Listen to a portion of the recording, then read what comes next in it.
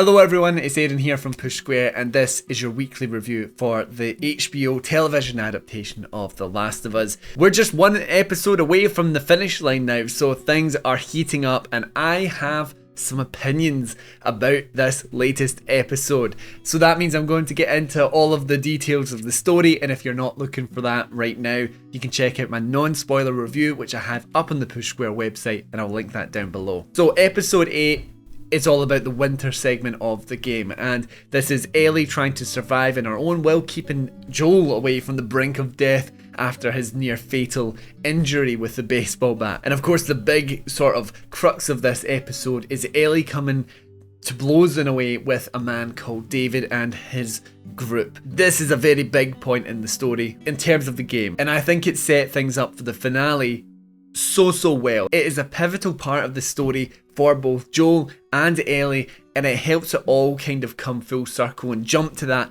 proper, true father-daughter bond that we have been steadily building up across the previous 8 episodes. The issue I have with this one is that it strips away too much from the game. Now, to put things into context, I think the show has actually done a really good job for the most part at streamlining the story experience, cutting away those parts of gameplay, but also keeping in those little nuggets or Easter eggs and things that made us fall in love with this story in the first place. Here though, I felt like it was cutting away gameplay segments, which would have boosted up bulked up the runtime for sure, but I felt like those were really important to the progression of this episode, to the progression of this part of the story. So for one, like a big missing part of this, we have no fight between Ellie, David, and the clickers. That's gone here, and I understand it.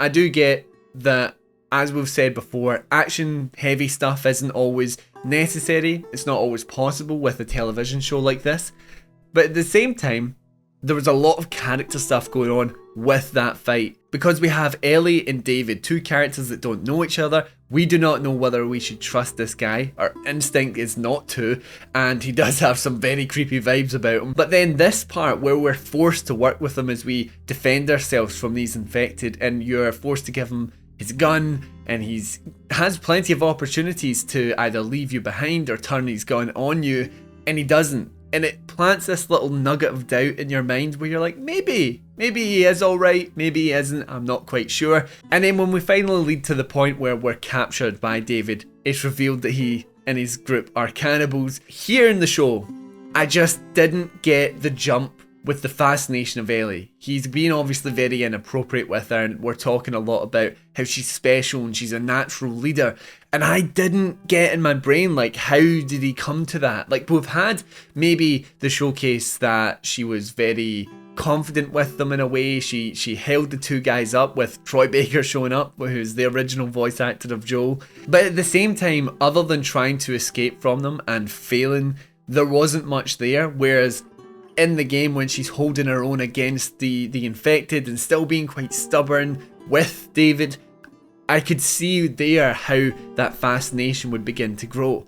So that was really the first part. And then moving on to the latter stages of this episode, when we have Ellie captured, she's trying to escape. In the game, there's a nice back and forth between playing as Joel and playing as Ellie, and it perfectly builds up this tension in a way where it's desperation with Joel. You're trying to get to Ellie as quickly as you can, and it's revealing the lengths of which this man will go to save her, because he is brutal. He's completely brutal. We get hints of that here with the interrogation scene, which I loved seeing, by the way, but it also just didn't quite feel... I didn't feel that desperation quite the same. I didn't see it in his eyes. I didn't have the moment where he was being unnecessarily violent in a way. He's just trudging through person after person. And at the same time, we didn't have Ellie very nervously and anxiously sneaking her way through this snowy town. In the game, it's all about just kind of showcasing how vulnerable you could be when you have these big, strong survivors and you have a smaller person, and you have to be completely reliant on stealth. Now, the fight in the restaurant, the burning restaurant, I thought it looked great, and that was done quite well. But then, because we're missing these little moments of tension, these little moments of character development between Ellie and David, when she finally does launch that machete into his skull, I didn't feel, it didn't hit the same. And the same goes for when Joel and Ellie finally meet up again. It wasn't there. I didn't feel the same emotions that I felt the last time. And that does bring up a big problem in terms of my attachment to the show. Now, I know some of you have said in the comments before, and I do understand the criticism of trying to separate this show and the game, trying to enjoy it for what it is. And I have tried, I do try and do that with each episode. But at the same time, as a PlayStation YouTube channel, we are fans of the game. This is our perspective. And that's why I feel like it's always valid to criticize it from that standpoint within the space of this channel. I think there are other places to approach it as a completely, disregarding any side of the video game and looking at it purely for what we got in the game, in the television show, sorry. So I do think there's always going to be that issue where it's not going to hit the same. But I think the show has, in some ways, with the premiere, with the Bill and Frank stuff, there's elements of the show that have done better than the game in some aspects.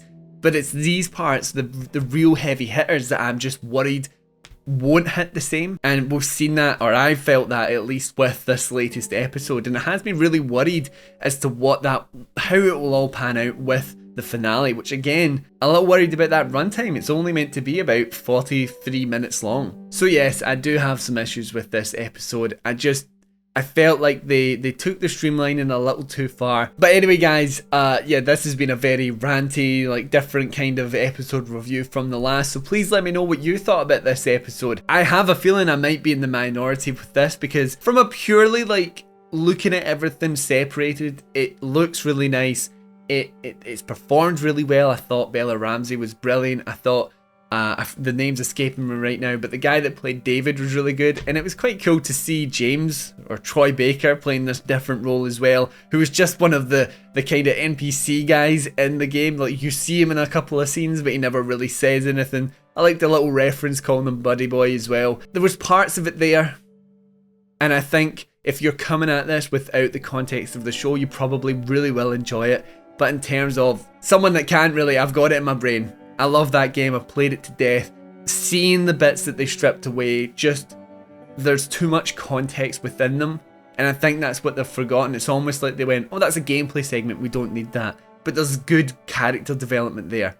So let me know if you agree with me, and let me know how you're feeling about the finale being next week. Are you excited? Are you worried? Are you just, let's see what happens? Let me know down in the comments. If you enjoyed the video, why not leave a like? That really does help us out.